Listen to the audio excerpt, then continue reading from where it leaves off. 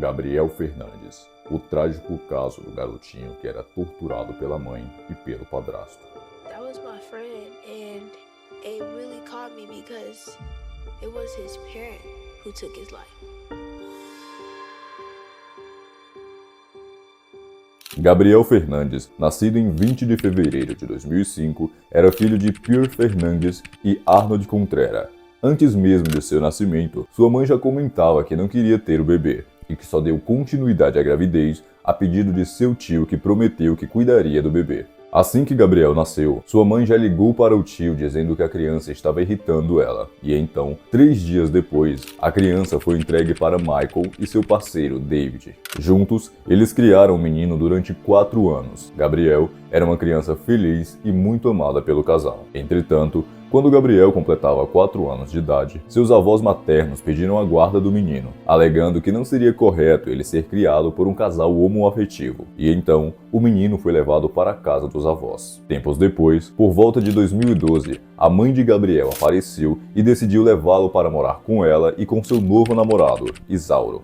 Muito provavelmente por conta do auxílio que eles passaram a receber do governo. Naquele ano, a mulher já morava com seus outros filhos, irmãos de Gabriel. No ano seguinte, em 2013, Pierre ligou para a emergência dizendo que o seu filho não estava respirando. Em seguida, Isauro pegou o telefone e afirmou que o menino estava simplesmente brincando com seu irmão quando parou de respirar. Os paramédicos logo o instruíram a realizar uma reanimação cardiopulmonar. Ao chegarem na casa, os paramédicos viram o estado de Gabriel e perceberam que algo de muito grave havia ocorrido ali. Ele foi encaminhado para o hospital e rapidamente levado para a sala de cirurgia, deixando até mesmo os médicos assustados com o que viram. Gabriel tinha uma fratura no crânio e sua cabeça estava amassada. Os médicos relataram que era possível sentir pedaços de ossos na sua cabeça, além de encontrarem várias queimaduras e cortes por todo o seu corpo. Sua garganta estava com várias abrasões e seus olhos estavam roxos. Além disso, o menino ainda possuía marcas na virilha, abrasões nos pés, marcas de cordas no tornozelo, marcas de balas de chumbo no seu pulmão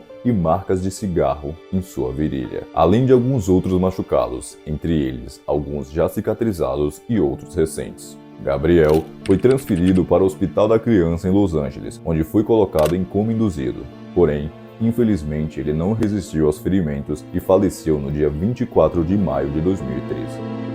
A autópsia declarou que a causa da morte foi trauma contundente, coincidindo com negligência e desnutrição. Uma investigação começou a ser feita para entender como uma criança com claros sinais de abuso ainda estava morando com seus agressores. Os investigadores tentavam entender como a situação chegou naquele ponto e se algo foi feito para tentar impedir. O menino Gabriel sofreu abuso durante os 8 meses em que morou com a mãe. Sua professora, Jennifer, foi uma das pessoas para quem ele contou que havia apanhado, chegando até a perguntar para ela se era normal sangrar, depois de ter dito que tinha apanhado com uma fivela. Jennifer chegou a denunciar o abuso, mas o caso foi enviado para uma assistente social chamada Stephanie, que não tinha muita experiência. Ela fez ligações e algumas visitas, mas nenhuma providência de fato foi tomada, pois toda vez a mãe alegava que o garoto estava bem e que algumas crianças da rua o implicavam com ele. Com o passar do tempo, o menino começou a ir para a escola com mais feridas na cabeça,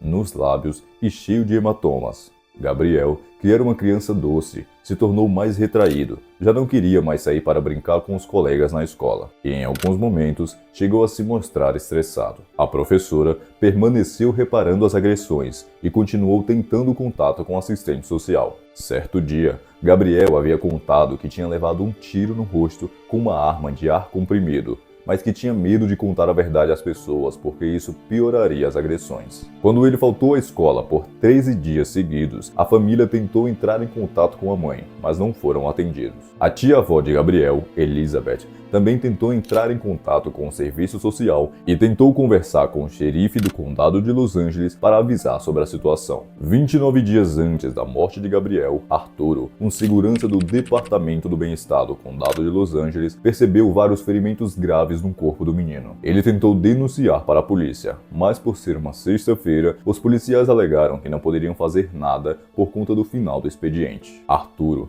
também ligou para seus superiores, que falaram que resolver essa situação não estava no alcance deles. Em uma terceira tentativa falha, ele também ligou para a emergência. E por fim, ligaram para o departamento de xerifes, que afirmaram que iriam averiguar a denúncia.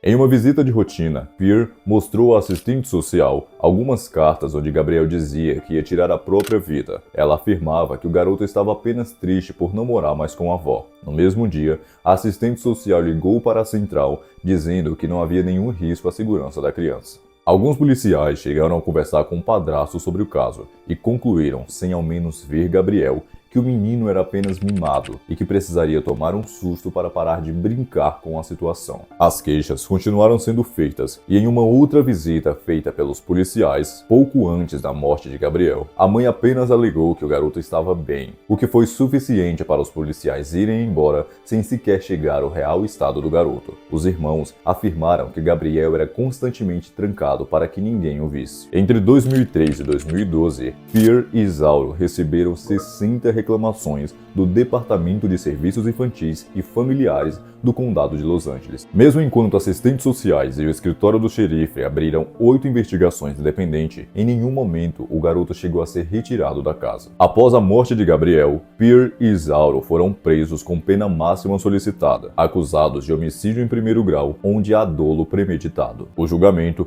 ocorreu em 2018 e em um primeiro momento eles seriam julgados simultaneamente. Porém, Pierre, que anteriormente havia sido diagnosticada com diversos transtornos mentais, incluindo um possível distúrbio de personalidade e transtorno do estresse pós-traumático, atrasou o processo, interrompendo várias vezes a sessão, gritando com Isauro. Sendo assim, Isauro foi o primeiro a ser julgado. Na época, ele tinha 33 anos e trabalhava como segurança, sendo descrito como um homem paciente e amoroso, que já havia trabalhado até com idosos. Isauro e Pierre estavam namorando há cerca de um ano quando Gabriel foi morar com eles. Pierre, que na época do crime estava com 29 anos de idade, teve sua adolescência marcada por abusos e drogas. Ao passar por um teste de capacidade cognitiva, ela tirou a pontuação semelhante à de uma criança de 7 anos. Sua psicóloga afirmou que ela seria incapaz de usar seus pensamentos para guiar suas emoções. As testemunhas do caso foram os paramédicos, os médicos, os investigadores e o médico legista que fez a autópsia de Gabriel. Além desses profissionais, tiveram também seus irmãos,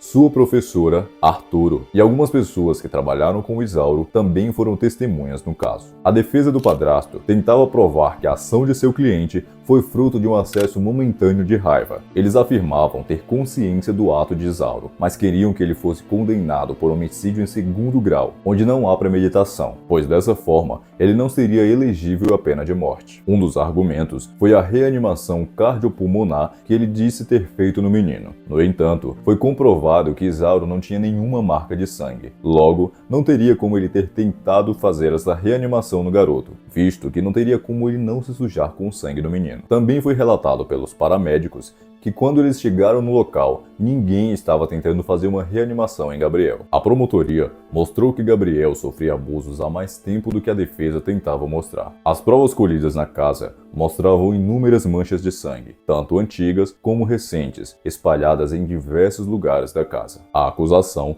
também argumentou que nenhum dos dois tentou acompanhar Gabriel na ambulância, mesmo com a defesa afirmando que eles teriam sido impedidos. Os peritos afirmaram que eles estavam livres para acompanhar Gabriel, o que comprovava que nenhum dos dois se importavam com a criança. Fotos registradas pelo legista mostravam diversos sinais de abuso em Gabriel. Além dos traumas visíveis, ele estava com diversas fraturas, incluindo uma em sua costela, que fazia com que doesse quando ele respirava. O médico também encontrou fezes de gato no estômago do menino. O depoimento dos irmãos foi de extrema importância para o caso, pois eram eles que presenciavam as agressões. Eles afirmaram que Gabriel era trancado dentro do armário, sem comida e sem poder ir ao banheiro. Isauro o espancava por achar que Gabriel era homossexual. Os irmãos contaram que ele usava palavras homofóbicas e pejorativas.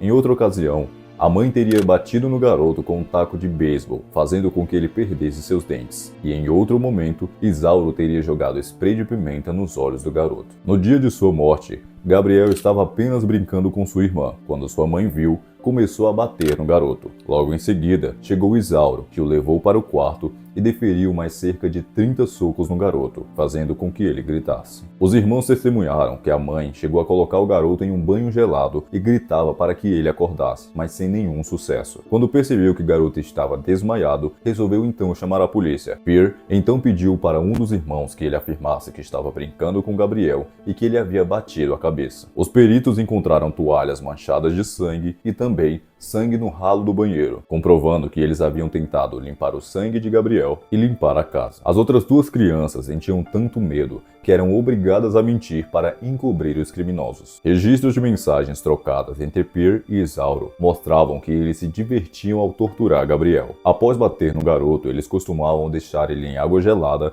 na tentativa de disfarçar os hematomas. O advogado de Isauro tentou mostrar que ele não tinha histórico de violência, com o objetivo de provar que aquilo foi apenas um acesso momentâneo de raiva. Segundo o próprio Isauro, ele ficou com tanta raiva que perdeu o controle de suas ações. Os argumentos da defesa não convenceram o júri, que entendeu que as ações de Isauro poderiam desde o início levar à morte de Gabriel. Ele foi condenado por homicídio em primeiro grau com tortura e sua pena foi de morte por injeção letal. Porém, quando Pierre escutou a condenação, ela se declarou culpada, tentando evitar a pena de morte de Isauro. Ela então foi condenada à prisão perpétua, sem direito à liberdade condicional. Mesmo assim, Isauro ainda aguarda sua execução na prisão de San Quentin, na Califórnia. Além da mãe e do padrasto, 4 assistentes sociais foram formalmente acusados de abuso infantil e falsificação de registros públicos, entre eles Stephanie Rodrigues, Patrícia Clemente e os supervisores Kevin e Gregory Merritt. Os 4, que já haviam sido demitidos logo após a morte de Gabriel, poderiam receber uma pena de até